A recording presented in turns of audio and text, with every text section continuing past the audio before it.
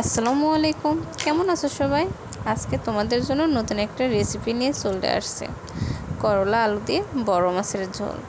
করলা অনেকেই পছন্দ করে, অনেকেই আবার তেতোর কারণে পছন্দ করে না।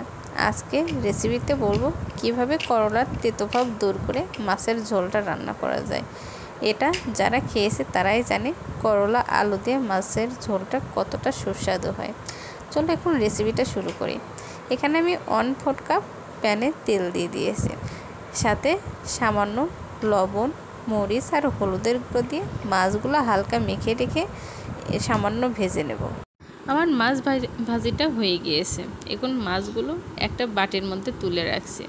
যে তেলে আমি মাছটা ভাজি করে নিয়েছি ওই তেলের মধ্যে 2টা পেঁয়াজ কুচি দিয়ে দিব। আমি এখানে মাঝারি সাইজের 2টা পেঁয়াজ কুচিটা ব্যবহার করেছি। পেঁয়াজটা খুব ভালোভাবে ব্রাউন করে ভেজে নেব। আমি কিন্তু এইটুকু তেল দিয়ে রান্না শেষ করব, আর কোনো তেল দিব না। আমি পেঁয়াজটা নেড়ে তেলের সাথে মিশে নিচ্ছি। এদিকে দেখো করলার তেতো ভাবটা কীভাবে দূর করেছি। করলাটা সামান্য পানির মধ্যে 2-3 মিনিট ফুটিয়ে নিয়েছি। এতে দেখো করলাটা কিন্তু একদম সিদ্ধ হয়ে যায়নি, একটু শক্ত ভাবটাও আছে। এতে করে করলার তিতো ভাবটা দূর হয়ে যায়। এদিকে আমার পেঁয়াজটাও ব্রাউন করে ভাজা হয়ে গিয়েছে। এখন আমি সামান্য জিরা ফোড়ন দিয়ে দিব। আমি এখন কড়াইতে 1/2 কাপ পানি দিয়ে দিব। এতে করে বাকি মশলাগুলো দিলে মশলা পুড়ে যাবে না। এখন আমি 1/2 চামচ হলুদের গুঁড়া, 1 চামচ মরিচের গুঁড়া, 1 চামচ লবণ, সেই সাথে 1 চামচ আদা রসুন বাটা দিব।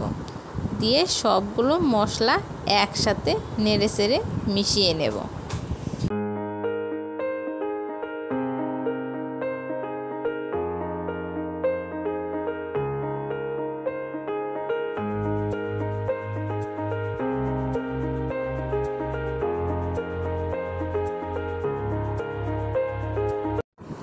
এদিকে মশলাটা আমার খুব ভালোভাবে কষানো হয়ে গিয়েছে।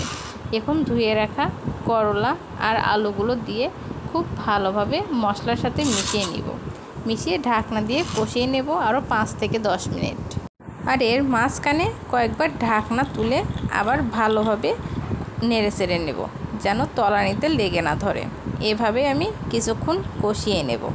দেখো আমার মশলা থেকে তেল আলাদা হয়ে গিয়েছে। এখন আমি কিছুটা ঝোল দিয়ে দেব। তোমরা যে যার পছন্দ মতো ঝোলটা দিয়ে দিতে পারো। দেখো আমি বেশ কিছুটা ঝোলটা দিয়ে দিয়েছি। যেহেতু মশলাটা কোনো প্রকার পানি ছাড়া করলা আলুগুলো আমি কষিয়ে নিয়েছি, তাই ঝোলটা একটু বেশিই দিয়েছি, যেন করলা আর আলুটা ভালোভাবে সিদ্ধ হয়ে যায়। এদিকে ভেজে রাখা মাছগুলো দিয়ে দিলাম। এখন 10 থেকে 15 মিনিট ফুটিয়ে নেব। আমার ঝোলটা বেশ কিছুটা ঘন হয়ে চলে এসেছে। এখন আমি 1/2 চামচ ভাজা জিরার গুঁড়া দিয়ে দিই। এখন চুলাটা অফ করে চুলার উপরে তরকারির পাতিলটা রেখে দেবো কিছুক্ষণ। দেখো এটা আমার রান্নার ফাইনাল লুক। কতটা সুন্দর আর লোভনীয় একটা কালার চলে এসেছে। আমার এই আজকের রেসিপিটা যদি তোমাদের কাছে ভালো লাগে অবশ্যই লাইক, কমেন্ট অ্যান্ড শেয়ার করো। সে সাথে আমার চ্যানেলটা অবশ্যই সাবস্ক্রাইব করো। আর ফেসবুক পেজ থেকে যারা দেখছো তারা অবশ্যই আমার পেজটা ফলো করো। আল্লাহ হাফেজ।